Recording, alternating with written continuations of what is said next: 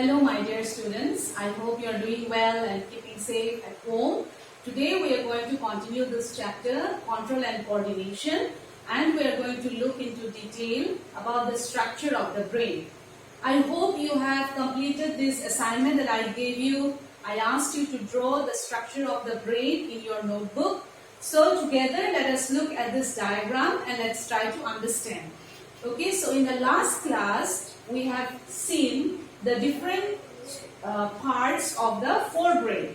As you know that the forebrain occupies a major portion of the human brain. Okay, so this is the part of the forebrain, and today we will try to understand the parts of the midbrain and the hindbrain. Okay, so the midbrain, alright, is a small area, alright, which lies between the forebrain and the hindbrain. Okay, and this area, the small area here, alright, and it consists of two structures, namely they are corpora quadrigemina and crura cerebri. Okay, these are the two structures that comprises the midbrain. Okay, the main function of the midbrain is that it controls the reflex movement of the head, alright, the neck, okay, and the teeth in response to sound and sight stimuli. Okay, just after that is the hindbrain. Now the hindbrain comprises of three different structures, namely pons varolii. Okay, the second part is called the cerebellum, and the third part is called the medulla oblongata. Okay, the name sounds strange because they are not English words. Okay, but as you say it, you'll get used to it. All right. So the cerebellum of the hindbrain is a part which is responsible to maintain posture, all right, orientation and equilibrium of the body during walking, as we jump, okay, as we lift, right, as we bend, and when we ride the bicycle. This is a part of the brain which controls, which is responsible to maintain the posture, okay, and the orientation and equilibrium of the body. Okay, now let's try to understand a very important concept which is called reflex action. Okay, again say the word with me, reflex action. Okay, sometimes you wonder, right, when we get the smell of good food, okay, automatically our mouth will start to water. Okay, we call that salivating. All right, so this is a very what should I say, funny, sometimes, because you have no control over that response. Okay, so this action is called reflex action. It's just an example. It was discovered by Marshall Hall in the year 1833. Okay, it's an automatic involuntary. Involuntary means our brain has no control over that response, and spontaneous response that occurs without the will of an animal. All right, and it does not require any thinking of the brain. For example, like I told you that our mouth starts to water when we get the sight of delicious food. Okay, and then we blink our eye due to sudden appearance of some objects in front of our eyes. Okay, and coughing even, and sneezing. All right, and suddenly when our hand touches a hot object, we remove our hand very quickly with a jerk. All right, whether it's hot or even a sharp object. Okay, so these are all examples of reflex action.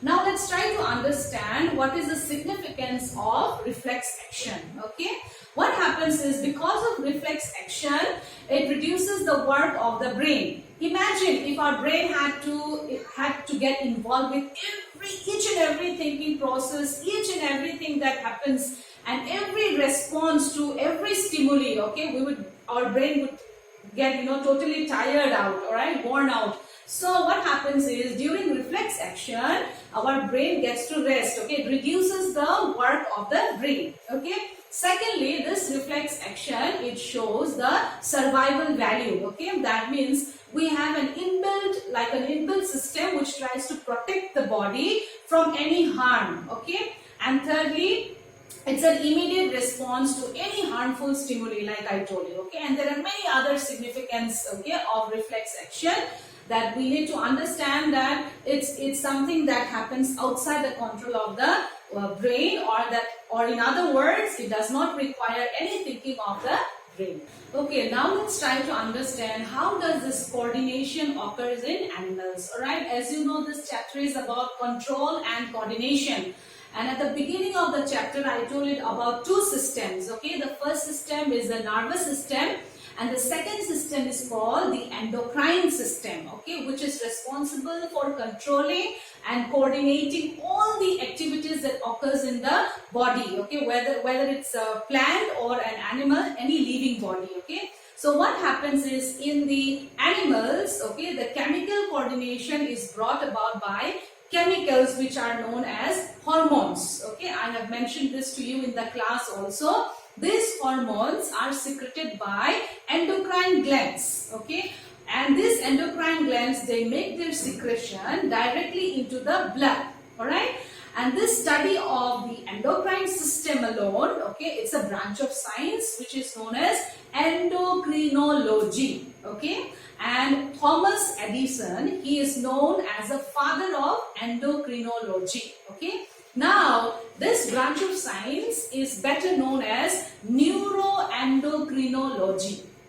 Okay, now like to tell you what are some of the characteristics of these hormones. Okay, they are small organic molecules which may be proteins, they may be peptides, they may be amino acids, amines and steroids. Okay, they are secreted in very small amounts, and they act only on specific organs or target organs, which means the particular hormone will act on a particular area or a specific organ or a target organ. Okay, so what it generally does is it generally accelerates or it inhibits. Okay, accelerate means to enhance, all right, and inhibits means to stop, okay, or reduce or go backwards. Okay, so what does a hormone do? It generally accelerates or it inhibits a particular physiological process. Okay, now let's try to understand, first let's try to understand where are these endocrine glands located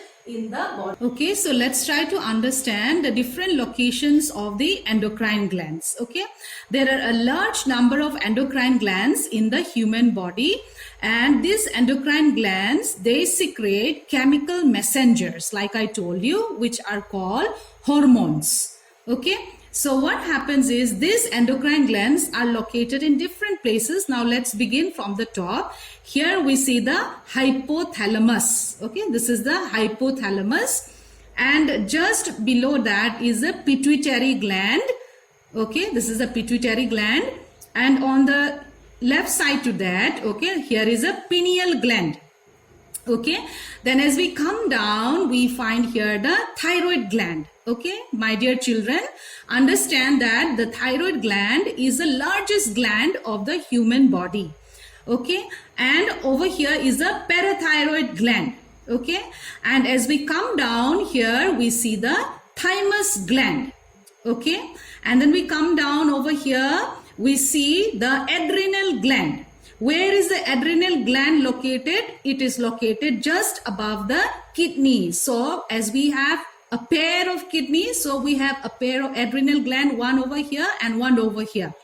Okay, then we have the pancreas. Okay, it is also an endocrine gland. And then we have the testis, which is only there in the male body. Okay, it is not there in the female body. Likewise, in the female body, we have an endocrine gland which is called the ovary. Okay, and this ovary is present only in the female body. It's not present in the male body. So my dear children, these are the different locations where the endocrine glands are situated in our body.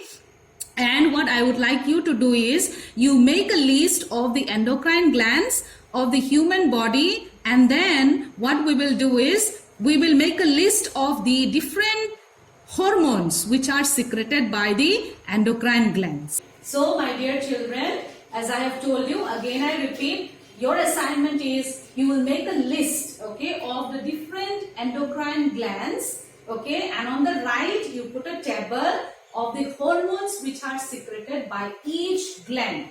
Okay, and then in the next class we will see how chemical coordination happens in the plants. Okay, so till next class, stay home and stay safe. Complete all your assignments. Okay? Take care. Bye. Stay home, stay safe, do it for yourselves, do it for your family, do it for India. Let's break the chain of COVID-19. Hum honge kamyab. Jai Hind.